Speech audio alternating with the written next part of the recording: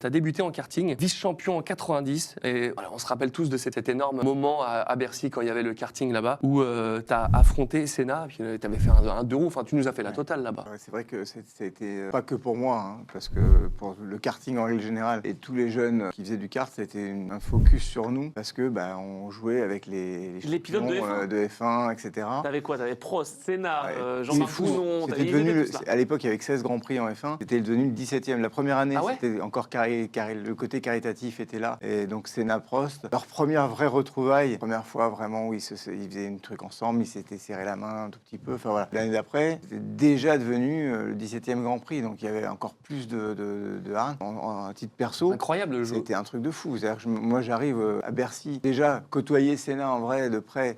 C'était fabuleux. Mais là, la première année, on avait une loge commune. Tous les espoirs, comme moi, et les pilotes F1, comme Prost, comme Senna, etc., on était tous ensemble Oh là là. dans les loges quand on roulait pas. Donc moi, je me suis retrouvé à discuter avec Ayrton Senna en vrai pendant une demi-heure.